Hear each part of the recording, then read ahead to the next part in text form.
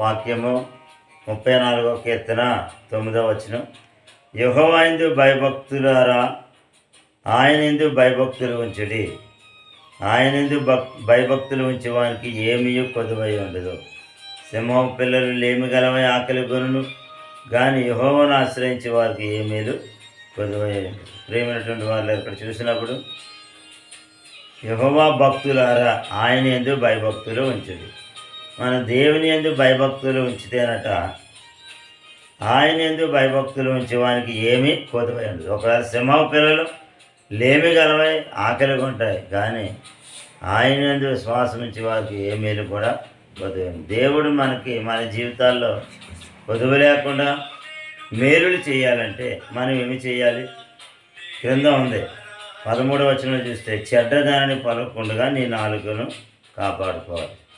మనం ఇష్టానుసారంగా జీవించి దేవుని మేలు జరగాలంటే జరగదు. చెడ్డదాన్ని పలకూడదు. కపటమైన మాటలకు దూరంగా ఉండాలి. మన పెదవులను కాచుకోవాలని చెప్తున్నాడు. కీడును మానాలి, మేలే చేయాలి. మనకు వీలైతే మేలు చేయాలి, లేకపోతే కీడు చేయకుండా ఉండాలి. సమాధానము వెతకాలని చెప్తున్నాడు. సమాధానం వెతకాలి, అది నీకు దొరకదు. ఒకవేళ నీ శత్రువే, కానీ అయినా బ్రదర్ ప్రైజ్లాడ్ అని చెప్పినప్పుడు దేవుడు నిన్ను ఆశీర్వదిస్తాడు. అందుకే ఇక్కడ మనం చూసినప్పుడు సమాధానం వెతకమని చెప్తున్నాడు 14వ వచనంలో. ఎప్పుడైతే ఆ విధంగా మనం కీడుని విడిచిపెట్టి సమాధానం వెతికి కపటమైన మాటలకు దూరంగా ఉంటామో, ఇక్కడ మరొక వచనంలో చూస్తే 15వ వచనంలో, దేవుని కన్నులు అంటే దేవుని కనుదృష్టి నీతిమంతుల మీద ఉంటుంది, మన మీదే ఉంటుంది. ఆయన చెవులు వారి మొరలకు ఒగ్గి ఉన్నాయి. ఎప్పుడైతే మనం ప్రార్థన చేస్తామో 17వ వచనం, నీతిమంతులు మొరపెట్టగా యెహోవా ఆలకించును.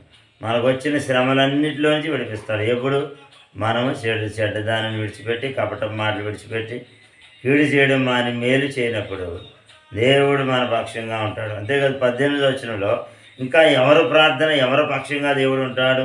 విరిగి నలిగిన హృదయం గల వారికి యెహోవా ఆసన్నుడు. నలిగిన మనస్సు కలిగిన వారిని ఆయన రక్షిస్తాడు. ఎవరైతే తగ్గింపు జీవితం కలిగి మరి విరిగి నలిగి ప్రార్థన చేస్తారో వారిని ఆయన రక్షిస్తాడు. 19వ వచనంలో చూస్తే, నీతిమంతులు కలుగు ఆపదలో అనేకములు, వాటన్నిటిలో నుంచి ఆయనే వాళ్ళని తప్పిస్తాడు. మన జీవితాల్లో అనేకమైన ఆపదలు వస్తాయి, రావనుకోకండి, కానీ దేవుడే వాటిని తప్పిస్తాడు. ఈ విధంగా దేవుడు మనల్ని ఆశీర్వదిస్తూ ఉన్నారు. కనుక మనము ఈరోజు మరి దేవుని యందు భయభక్తులు కలిగి ఉందాం.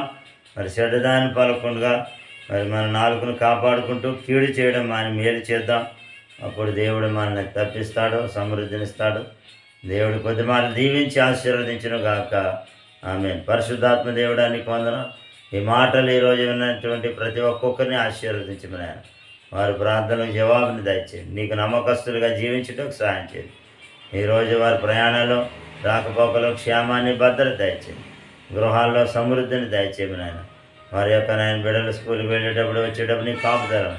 ఈరోజు బర్త్డే మ్యారేజ్ డేలు జరిగించుకున్నటువంటి వీళ్ళందరినీ ఆశీర్వదించమని ఆయన.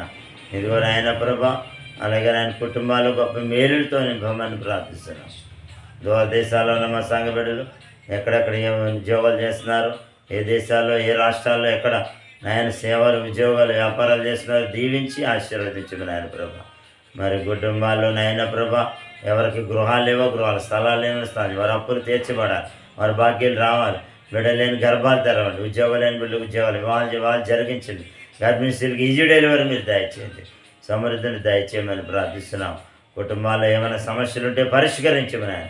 ఈ దినమంతా నీకు కాపుదల. ముఖ్యంగా రేపటి దినం ప్రభా, సంవత్సరంలో జరగబోతున్న గ్రాండ్ క్రిస్మస్ నాయన ఘనముగా జరగాలి ప్రభు. రేపటి రాత్రి ఈరోజు పగలు నాయన, రేపు బలంగా ఎండకాయలు, ఈరోజే కాదు జనవరి 20 వరకు నాయన మంచిగా ఎండకాయలు. ప్రపంచమంతా క్రిస్మస్ పండుగలు ఘనంగా జరిగించింది. రేపు రాత్రి సామరంలో కొన్ని వేల మంది రావాలి, మార్చబడాలి ప్రభా.